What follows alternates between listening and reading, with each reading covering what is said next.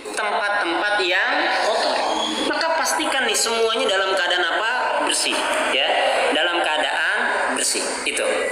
Kemudian itu yang pertama, ciri orang yang ibadahnya seperti orang munafik. Apa cirinya? Malas. Yang kedua apa? Yuraunan nas. Orang yang ibadahnya seperti orang munafik itu selain malas itu apa? Ria. Ria itu apa? Ingin dilihat oleh manusia. Jadi kalau dia tuh sholat di masjid Aba, sholatnya itu Allahu Akbar. Kenapa? Sebelahnya ada kepala sekolah. Yang belakang ketika ada Bunda Wulan datang nih gitu kan. Allah nggak jadi. Oh. Begitu juga tuh ketika ada mertuanya, doanya lama, ya Allah, ya Allah. Gitu. Tapi mertuanya nggak ada, Allahumma lantas pergi itu dia. Allahu Akbar jebak ini. Maka kalau orang mau tahu dia ria apa enggak, lihat ibadahnya. Kita ini ria apa enggak sih? Ya kan? Walaupun bukan nama kita bukan ria gitu ya. Tapi kalau kita mau tahu kita ria atau tidak, lihat dari mana ibadah kita. Kadang kan kalau ada orang tuh ya bisa menilai, ria ya. Kalau misalkan Ustadz ria, nggak usah dijawab juga, nggak usah diterangin.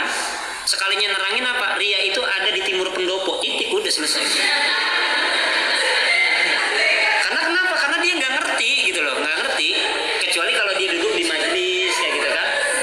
Kecuali kalau dia duduk di majelis baru kita bisa terangin. Tapi kalau misalkan Ustadz itu ada orang bagi-bagiin sembako itu ria, udah nggak usah. Ya kan Ustadz ya.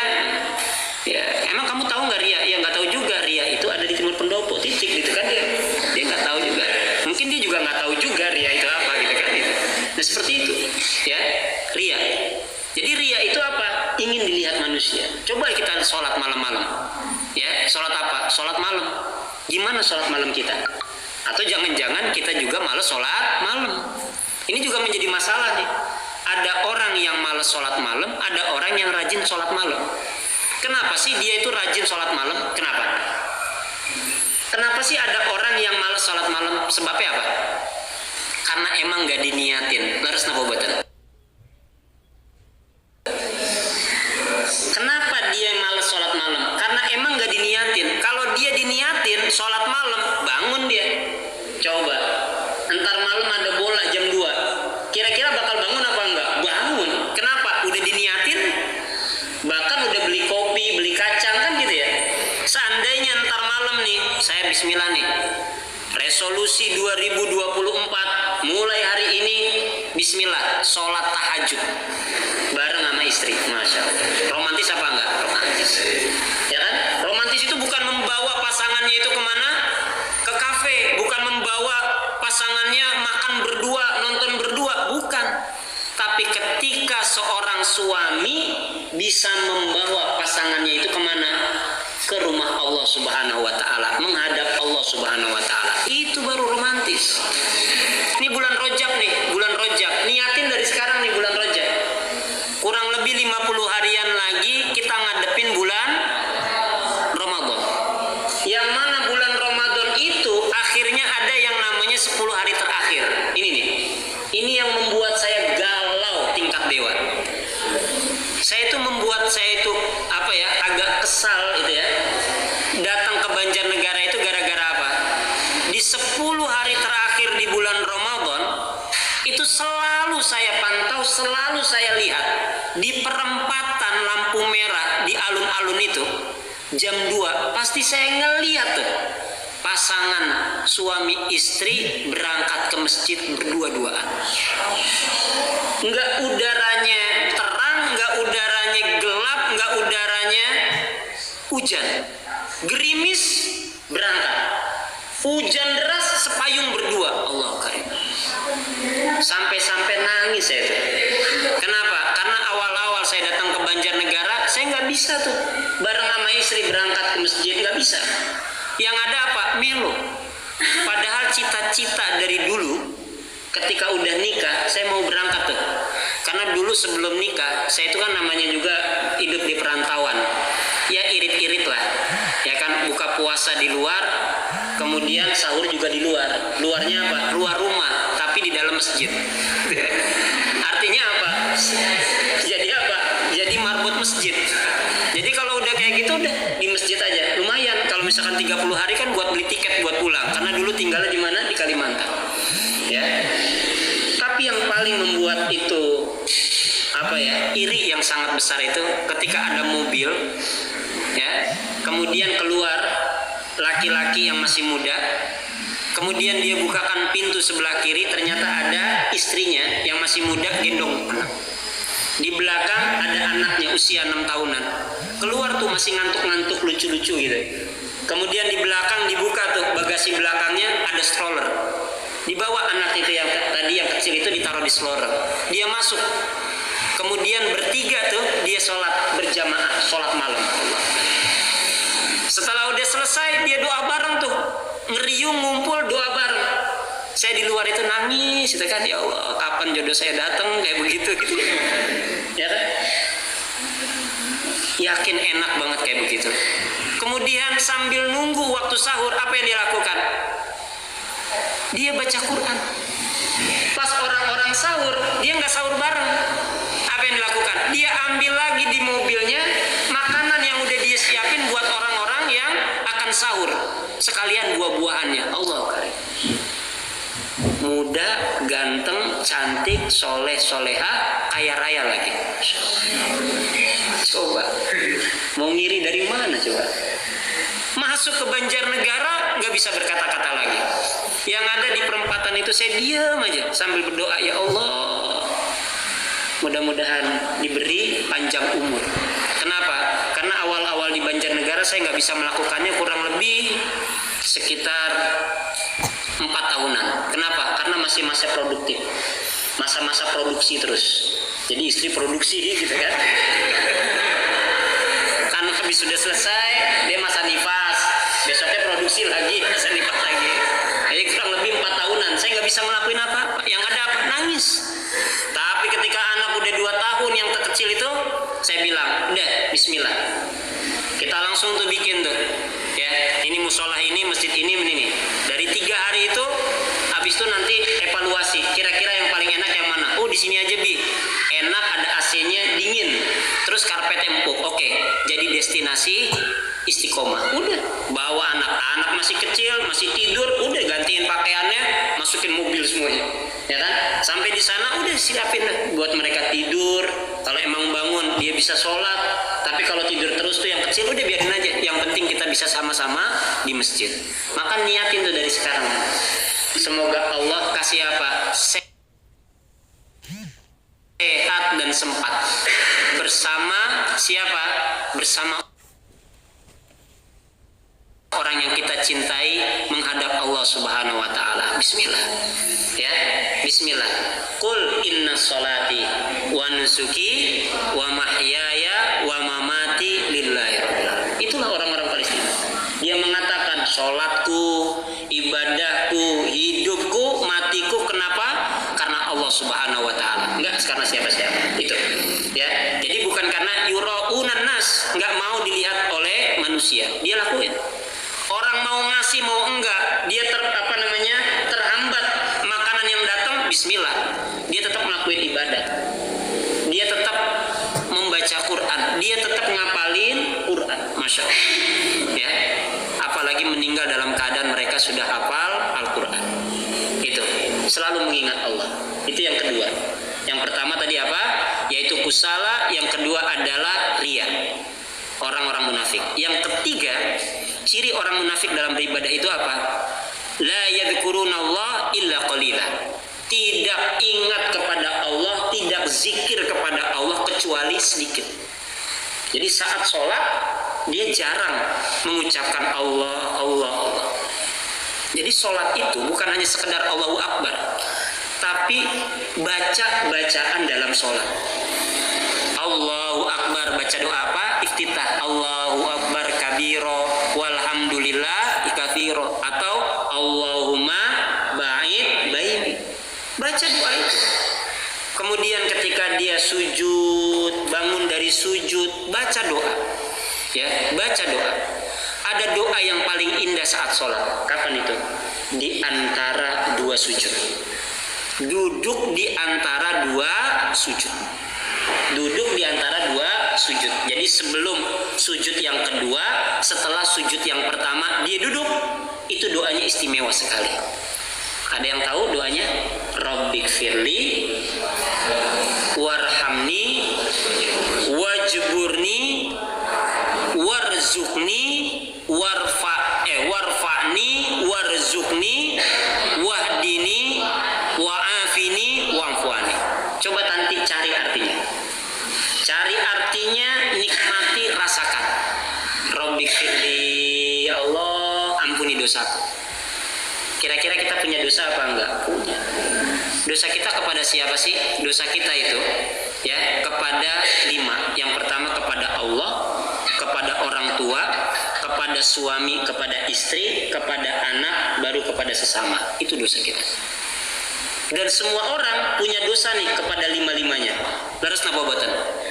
Siapa di antara panjenengan yang enggak punya dosa? Yang enggak punya dosa angkat tangan, boleh pulang duluan. Punya dosa kita semuanya. Suami istri punya dosa loh. Maka sering-sering kita ngucapin apa? Maaf sama pasangan hidup kita. Di sini ada yang udah menikah kan banyak? Ada yang belum nikah? Nah, kalau yang udah nikah, bilang minta maaf sama istrinya, sama suaminya. Tapi kalau yang belum nikah, jangan minta maaf sama suami orang lain. Apalagi sama istri orang lain. Nah itu. Ngucapin minta maaf ini, ya ini penting banget. Ya, untuk menambahkan cinta dan kasih sayang. Pernah nggak ngomong minta maaf sama suaminya? Pernah nggak yang udah nikah? Pernah? Setiap hari apa enggak? Kapan ngomong maafnya? Setahun sekali? Lebaran, ya kan? Lebaran kita ngomong maafnya. Ya, padahal belum tentu besok kita masih dipanjangkan umur apa? Enggak. Ya. Kata-kata 3 kata itu kan pernah saya sampaikan di sini. Ya, apa itu?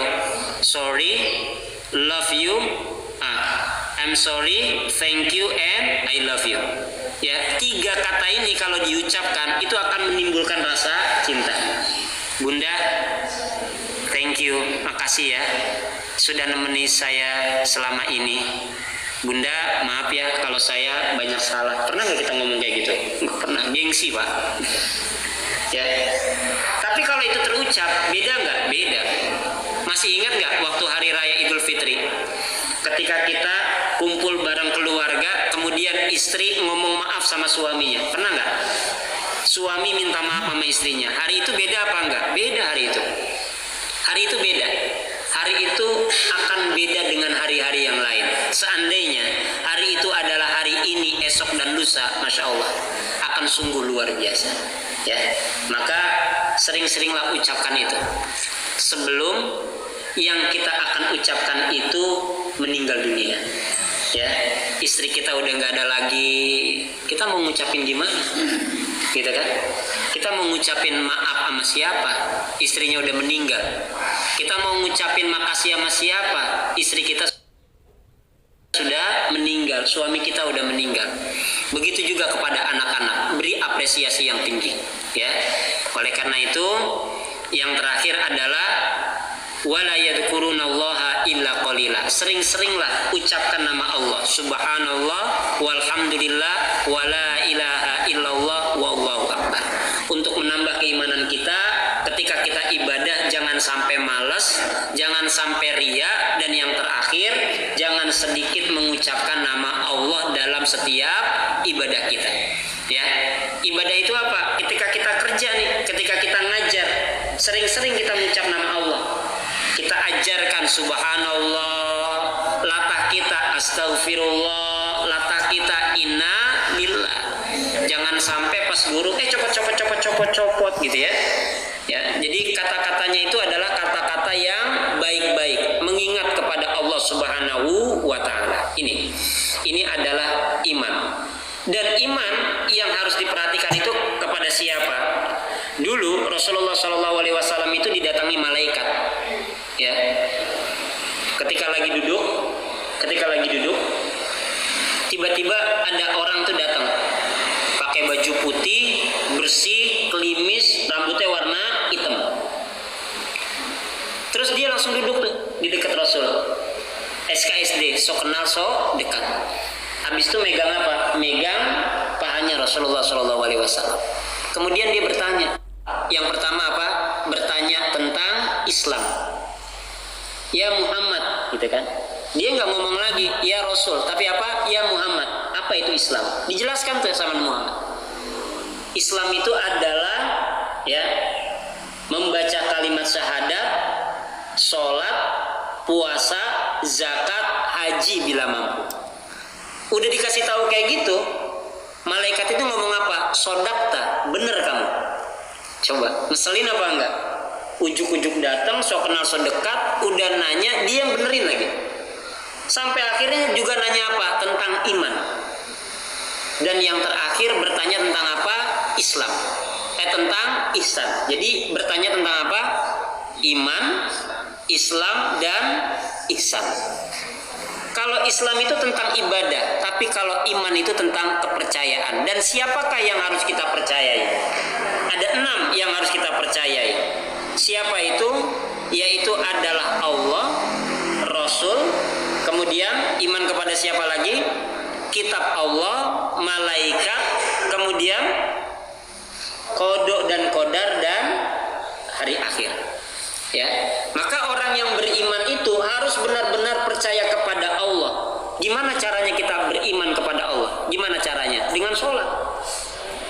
Maka kalau dia Islam tapi nggak sholat, kira-kira beriman apa enggak? Enggak.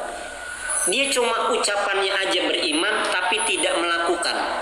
Orang yang beriman itu bukan hanya sekedar ucapan, tapi juga perlakuannya dia beriman. Oleh karena itu, hari ini kita melakukan sholat karena kita benar-benar beriman kepada Allah. Dan jangan sampai di antara kita ada yang malas-malasan ketika sholat. Agar apa? Keimanan kita selalu meningkat, selalu bertambah, sampai akhirnya kita termasuk golongan orang yang beriman, yaitu adalah orang yang baik di sisi Allah Subhanahu wa Ta'ala. Ya. Mungkin itu saja yang dapat saya sampaikan. Ya, kalau ada yang mau bertanya, dipersilakan. Ada yang bertanya? Mas Bagas?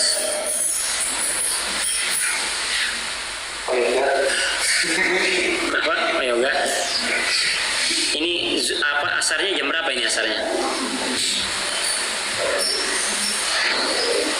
Jam berapa asarnya Pak? Jam 3:04. Ya, 15:18. Yang akhwat ada yang mau bertanya, ibu-ibu? Grup jomblonya semakin bertambah apa udah berkurang? Tambah. Hah? Oh karena ada yang baru ya? Ini mungkin kan apakah ada amalan khusus untuk mendapatkan jodoh sejana?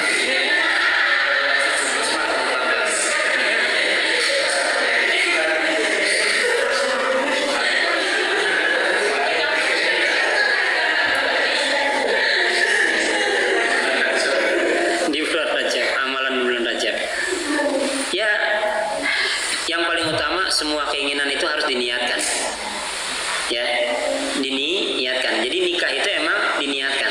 Pertama niat dulu. Ada nggak niat nikahnya? Itu yang pertama. Udah siap belum? Are you ready? Jawabannya yes or no. Pertama niat. Tahun 2010 itu, ketika awal saya ingin menikah. Jadi selama tahun 2001 awal lulus SMA 2001 kan langsung berangkat haji. Dari 2001 sampai 2010 9 itu nggak pernah kalau berangkat haji itu doa supaya bisa nikah. Dan qadarullah tahun 2010 udah ngebet banget mau nikah, ujuk-ujuk udah kayak gitu. Dan saat itu ibu saya berangkat haji juga. Dan bersama dengan itu ada Habib yang membersamai. Jadi sama-sama pembimbing, cuma bedanya dia udah nikah, ya. Saya belum. Saya bilang sama dia, Beb, kasih anak doa, gitu kan? Supaya apa? Supaya nikah. Terus dibikin tuh di kertas dia, kemudian dibikin tulisan dia. Nih baca, ntar dibaca waktu wukuf di Arafah menjelang maghrib. Ntar ente yang pimpin ya, gitu. Oke, Bib, ya. Sami'na wa ata'na. Saya lakukan. Nah, tibalah saatnya wukuf. Ketika sudah selesai wukuf, kemudian sebelum maghrib saya bawa tuh jemaah keluar. Ya, kemudian berdoa di luar. Ketika saya memimpin doa, saya melihat ada perempuan yang bawa kertas. Dan qadarullah kertasnya sama. Kertasnya sama. Dan saat itu juga kertas itu yang saya punya juga saya pamerin juga tuh gini. Jadi dia ngelihat. Jadi sama-samanya kertas kita sama-sama ada. Yang pertama ketika nyari jodoh itu yang pertama apa? Jamaliha. Jadi yang pertama itu yang dilihat itu apa? Jamaliha. Jadi ketika saya lihat tuh, kertasnya sama. Maka yang pertama kali saya lihat itu apa? Mukanya. Kira-kira pas nggak buat dibawa kondangan? Itu yang pertama. Loh kan sunnah Nabi gitu, ya kan? Yang pertama dilihat apa? Jamaliha.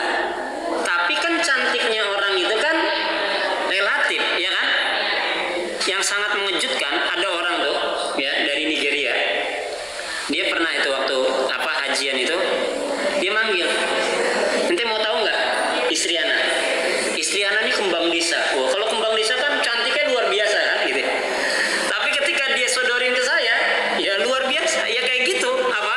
Yang kelihatan cuma, mohon maaf, giginya doang, gitu. Yang lainnya ya kayak gitu doang. Tapi menurut dia cantiknya luar biasa. Menurut dia, maka cantik itu relatif, ya kan? Oleh karena itu, menurut kita dia cantik apa enggak, dia ganteng apa enggak. Dan pastikan kalau kita laki-laki cari yang cantik, kalau perempuan cari yang ganteng. Jangan ke laki-laki cari yang ganteng, ini enggak boleh. Dan ini kan sudah banyak orang yang seperti ini, ya. Itu. Kemudian apa? Cari lagi apa? Maliha. Apa? Hartanya. Lihat lagi, telusurin tuh hartanya. Ya, bagus apa enggak? Ternyata bagus. Jadi cantiknya iya, bagusnya iya. Habis itu apa? Nasabiha, keturunannya. Ya. Kemudian baru yang ketiga apa? Agamanya. Ini semuanya udah bagus nih. Tapi ketika ditanya, nah ini tanya nih sama ibu saya. Coba tanya, statusnya apa?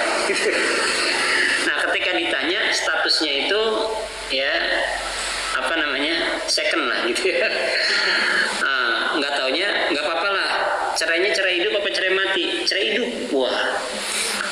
Karena ibu saya masih ada di situ, jadi minta persetujuan. Kemudian ditanya lagi, anaknya berapa? Anaknya 3.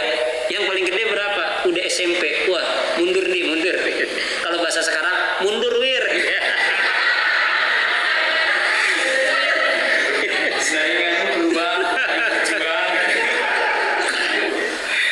Jadi, nah saat itu, tapi yang apa menjadi pegangan saya itu adalah berdoa.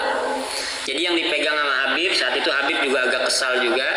Kenapa? Karena yang perempuannya sudah mau apapun yang ini, tapi ternyata terkondisi dari orang tua.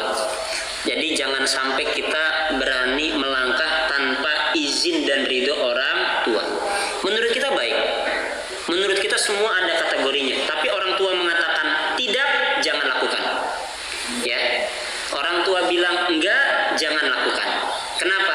Karena ridhonya ada di situ. Siapa anak yang sayang, cinta, perhatian sama orang tua, hidupnya pasti akan diperhatikan sama orang tua. Siapa anak yang sering kasih, sering beri sama orang tuanya, hidupnya akan sering dikasih dan diberi sama Allah Subhanahu wa taala. Ya, ini menjadi apa? Rumus. Yang pertama gapai ridho Allah, yang kedua gapai ridho orang tua. Ya. Maka perjalanan cinta itu kalau mau tahu nanti tanggal 7 Maret. Tanggal berapa? 7 Maret. Ada film namanya Pembuktian Perjalanan Cinta. Judulnya apa? Pembuktian Perjalanan Cinta. Saksikan di bioskop, ya kan, di bawah ini gitu ya.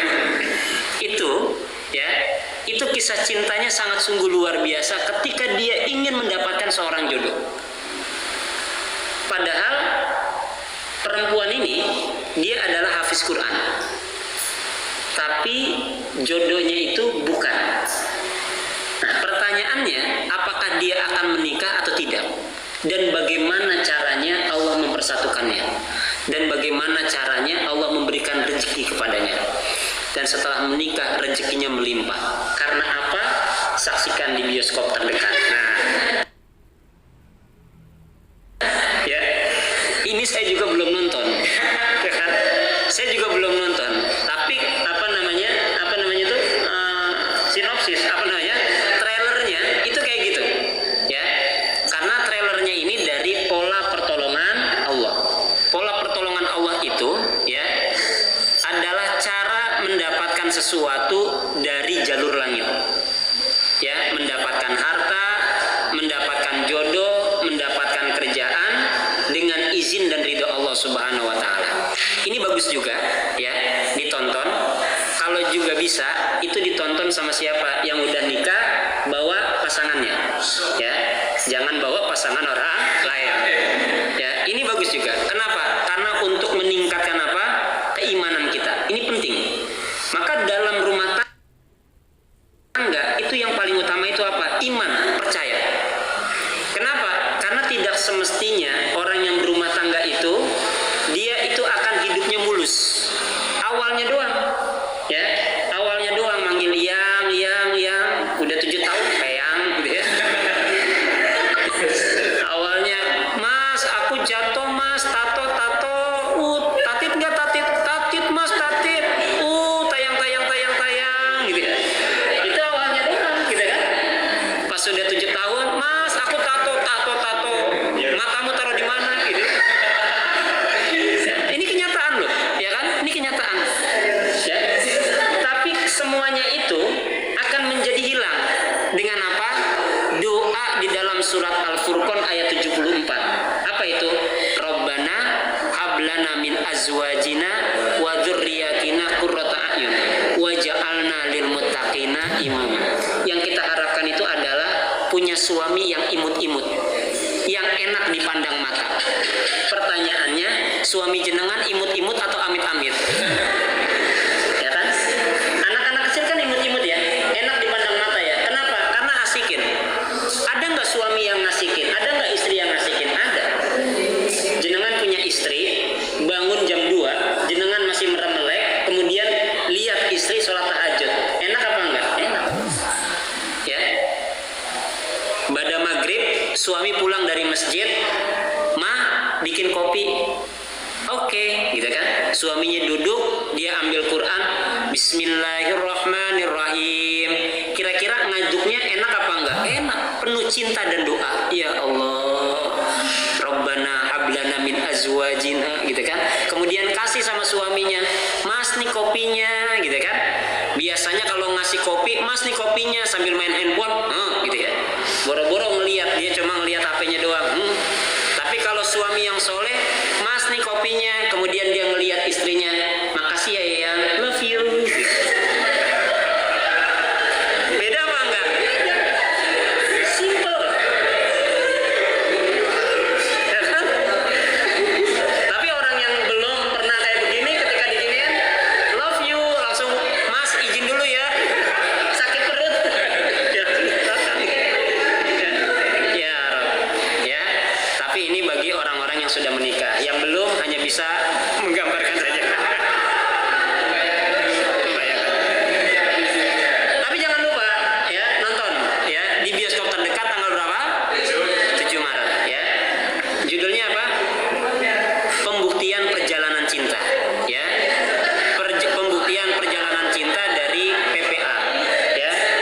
Dan salah satu peran utamanya itu siapa?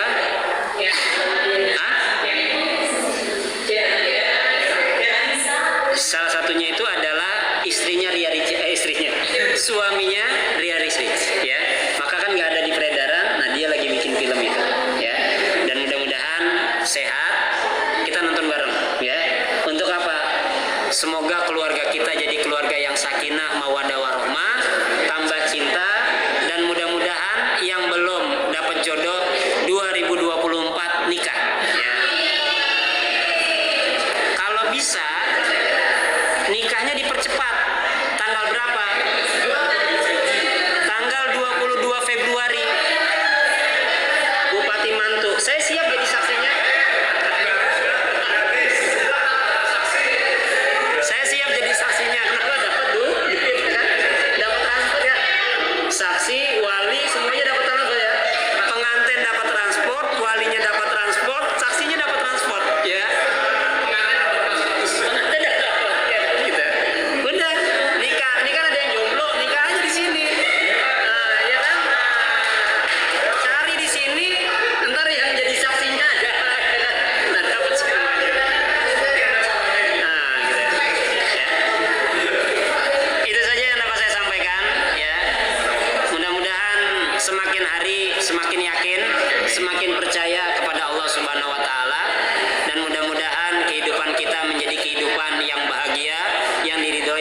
Subhanahu wa taala.